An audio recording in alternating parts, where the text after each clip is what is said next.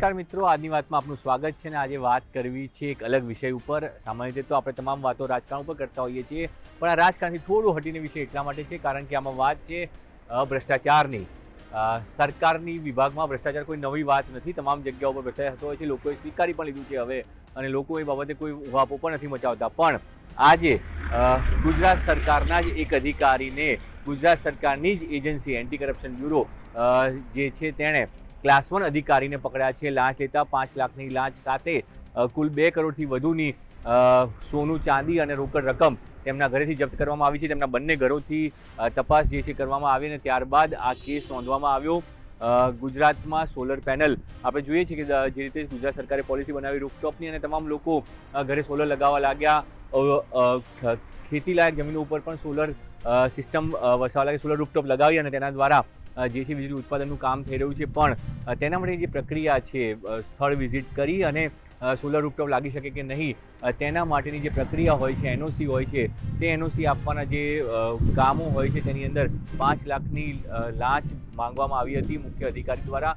Class 1 officer છે, મુખ્ય નિરીક્ષક અધિકારી વીજ વિભાગના, તેમના દ્વારા જે છે આ લાંચ માંગવામાં આવી હતી અને તે લાંચને તેમને ફરિયાદો જે છે એસીબીને મળી હતી। એસીબીએ દાવો કર્યો છે કે તેમને ફરિયાદો મળી કે એક અધિકારી જે છે મુખ્ય જે ઇજનેર છે તેમના દ્વારા જે છે આ પ્રકારની એક સાથે 100થી વધુ ફાઇલો ધડાધડ સાઇન કરવામાં આવી છે અને તેમને રિટાયરમેન્ટ થવાને જે છે લગભગ 1 વર્ષ કરતાં ઓછો સમય બાકી છે અને તેની પહેલાં તેઓ સ્થળ વિઝિટ નથી કરતા અને પ્રક્રિયાનું પાલન કર્યા વગર એનઓસી આપી દેવામાં આવે છે અને તેના માટે 5 લાખ રૂપિયાની લાંચ લેવામાં આવે છે। આ ફરિયાદના આધારે એસીબીએ મુખ્ય અધિકારી જે છે અશ્વિન ચૌધરી તેમની ધરપકડ કરી, તેમના ઉપર ત્યાં દરોડો પાડ્યો અને ધરપકડ કરી, જેની અંદર તેમની પાસેથી તેમની ગાડીમાંથી 5 લાખ રૂપિયા તો મળી આવ્યા, પણ સાથે સાથે તેમના ઘરે જ્યારે સર્ચ કરવામાં આવ્યું ત્યારે 1 કરોડથી વધુની કેશ એટલે કે રોકડ રકમ 1 કરોડથી વધુની અને તેની સાથે 70 લાખથી વધુનું સોનું, ચાંદીના દાગીના અને સોનાના બિસ્કિટ પણ મળી આવ્યા।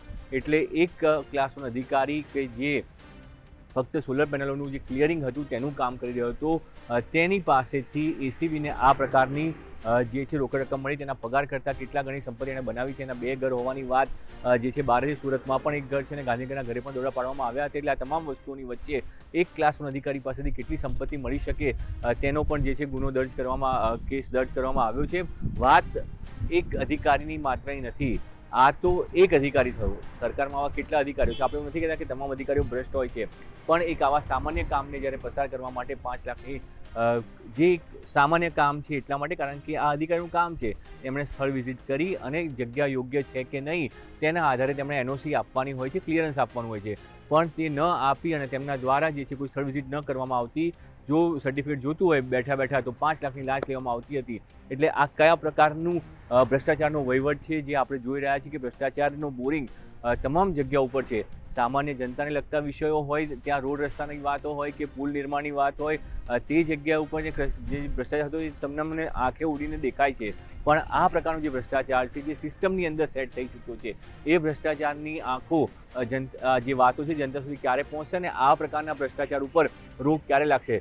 સરકાર દાવા કરતી હોય છે, ભૂપેન્દ્ર પટેલ જ્યારથી મુખ્યમંત્રી બન્યા ત્યારથી તેમણે ઓપરેશન ગંગાજળ ચલાવ્યું અને એક પછી એક આવા અધિકારીઓને રિટાયર કરવામાં આવ્યા અને એનો આંકડો ખાસો મોટો આંકડો હોવાનો દાવો પણ સરકાર દ્વારા કરવામાં આવ્યો હતો। જ્યારે 2022ની ચૂંટણી આવી ત્યારે ઓપરેશન ગંગાજળ હેઠળ કેટલા અધિકારીઓને ક્લાસ 1થી લઈને ક્લાસ 3 સુધીના તમામ અધિકારીઓ કે જે સરકારી વિભાગમાં બેસેલા હતા અને જેમનામાં સંપત્તિ વધુ જે છે તેમની આવક કરતાં સંપત્તિ વધુ હતી એવા અધિકારીઓ ઉપર પગલાં ભરવામાં આવ્યા અને તેમને રિટાયરમેન્ટના વર્ષો જો બાકી હોય 1 વર્ષ કરતાં ઓછો સમય અથવા 2 વર્ષ કરતાં તો તેમને ફરજિયાત રિટાયર પણ કરવામાં આવ્યા। આ પ્રકારનો કડક એક્શન ભૂપેન્દ્ર પટેલ સરકારે ચોક્કસ લીધું હતું અને તેના માટે તેમને ક્રેડિટ પણ મળી હતી, પણ એ અધિકારીઓ બાદ થયા પણ હજુ પણ આ વાત અટકી નથી। એસીબીએ જ્યારે આ પ્રકારનું છટકું ગોઠવીને કોઈ અધિકારીને પકડ્યું છે ત્યારે આપણે હંમેશા જોયું છે કે એસીબી કેસ કરે પણ ત્યારબાદ તેનું પરિણામ શું આવતું હોય છે, શું સજા થતી હોય છે, એવા બહુ જ ઓછા કિસ્સાઓ છે કે જેની અંદર એસીબીએ છટકું ગોઠવ્યું અને ત્યારબાદ કન્વિક્શન સુધી લઈ જવામાં આવ્યો। કન્વિક્શનનો મતલબ છે કે અધિકારીને તમે કોર્ટમાં સાબિત કરો કે તેમણે લાંચ લીધી છે અને તેમણે ખોટું કામ કર્યું છે।